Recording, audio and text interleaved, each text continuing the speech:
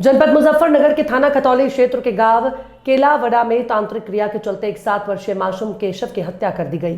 जिसके बाद मंगलवार को थाना खतौली पुलिस ने मासूम केशव की हत्यारेन चाची और उसकी मां को गिरफ्तार करते हुए मासूम बच्चे की हत्या का खुलासा किया है।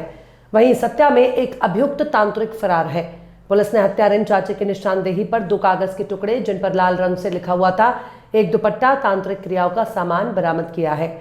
वहीं मासूम की हत्या के संबंध में पूछने पर हत्यारेन चाची ने बताया कि मेरे ऊपर मेरे ताऊ की लड़की कोमल का साया था। कोमल की मृत्यु 1.5 वर्ष पूर्व जहर खाने से हुई थी। साया दूर करने के लिए मैंने अपनी माता रीना के साथ ग्राम चंदपुरी के रहने वाले तांत्रिक राम गोपाल से इलाज कराया, जिसके बाद तांत्रिक ने साया दूर करने के लिए बच्चे की बलि देने को कहा। मैंने तांत्रिक और अपनी मां के कहने पर केशव को घर में अकेला देखकर पीछे कमरे में ले जाकर एक पुराने दुपट्टे से गला दबाकर उसकी हत्या कर दी और हत्या करने के बाद ऊपर चली गई, जिससे किसी को उस पर शक ना हो। और हत्या करने के बाद एक कागज टुकड़े पर लाल रंग से लिखकर छत पर डाल दिया, जिससे घर वालों को लगे कि ये ऊपरी साय का काम है। पिछले सप्ताह दिनांक 17 तारीख को थाना खतौली के केलावड़ा गांव में एक बच्चे की हत्या के संबंध में पुलिस को सूचना प्राप्त हुई। पुलिस और अधिकारियों द्वारा तुरंत मौके पर पहुंचकर इस शव का मौका मुआयना किया गया और जो घटना स्थल था उसका मुआयना किया गया और जो परिजन थे उनसे बात की गई। तो इसमें ये पता चला कि एक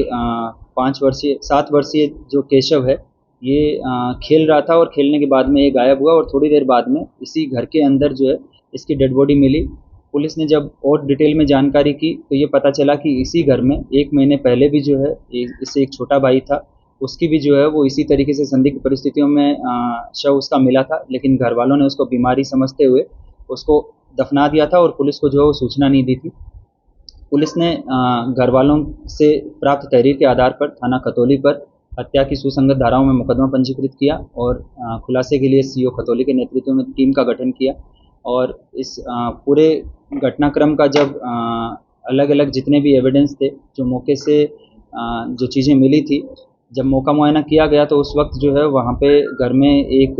पोटली मिली जिसमें कुछ चावल, कुछ दाल, कुछ नमक और एक पर्ची लिखी हुई थी। उस पर्ची में जो है वो कुछ मंत्र उच्चार और ये सब चीज़ें लिखी हुई थी। इन सब चीज़ों को कब्जे में लिया गया और इसमें डिटेल में सभी जो लोग हैं, परिवारीजन और बाकी आसपास के जो लोग थे, सभी से जब डिटेल में पूछताछ और उनको हिरासत में लेके पूछताछ की गई तो ये निकल के आया कि जो मृतक बच्चे हैं उनकी चाची अंकिता, इस पे किसी ऊपरी आत्मा का साया इनको बताया गया। वो उसकी तबीयत और ये सब ख़राब चल रही थी तो उन्होंने किसी तांत्रिक से संपर्क किया और उसने बताया कि इसके ऊपर इसकी ताऊ की लड़की कोमल जो है, जिसकी 2 साल पहले मौत हो गई थी, उसका इसके ऊपर साया है और इस साया को हटाने के लिए पहले उन्होंने अलग अलग उपचार किए, लेकिन जब किसी भी तरह से आराम नहीं मिला तो तांत्रिक द्वारा बताया गया कि इसमें आपको जो है वो बलि देनी पड़ेगी। तो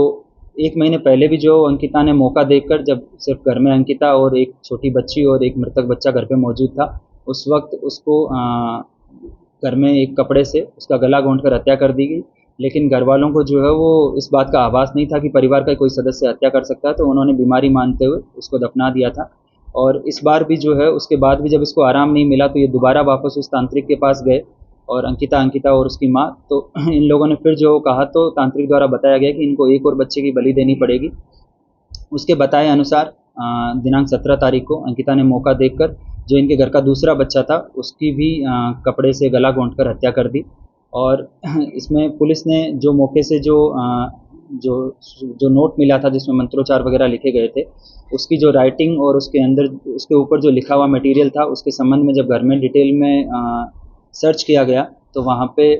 एक सिंदूर की डिबिया मिली जो अंकिता के बेड के नीचे थी, जिससे प्रथम दृष्टया ऐसा प्रतीत होता है कि ये नोट उसी से लिखा गया है। इसमें घर वाले जो जितने भी सदस्य थे उनसे भी जो है वो इन शब्दों को और बाकी अन्य उनके हस्तलेख के लिए भी नमूना हस्ताक्षर और नमूना चीज़ें ली गई। तो उन सब के द्वारा जो नोट लिखे गए उसमें से अंकिता की राइटिंग जो है वो काफ़ी हद तक उसी नोट में जो लिखे हुए शब्द थे उनसे मिलान कर रहा था। फिर डिटेल में जब अंकिता से गहनता से पूछताछ की गई तो उसने अपने जुर्म का इकबाल किया और उसने ये बताया कि उसके ऊपर जो बाहरी आत्मा का साया है उसका हटाने के लिए उसने अपनी माँ और तांत्रिक के कहने के अनुसार इन बच्चों की हत्या की है। इसमें अंकिता और उसकी माँ जो रीना है, इनको गिरफ्तार किया गया है और इनको माननीय न्यायालय के समक्ष प्रस्तुत किया जा रहा है। और इसमें जो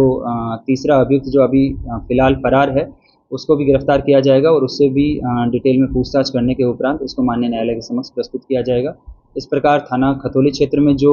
2 बच्चों की डेथ हुई थी, उसके संबंध में जो मुकदमा पंजीकृत किया गया था, उस घटना का आज पुलिस ने खुलासा किया है और 2 अभियुक्तों को गिरफ्तार कर माननीय न्यायालय के समक्ष प्रस्तुत किया जा रहा है।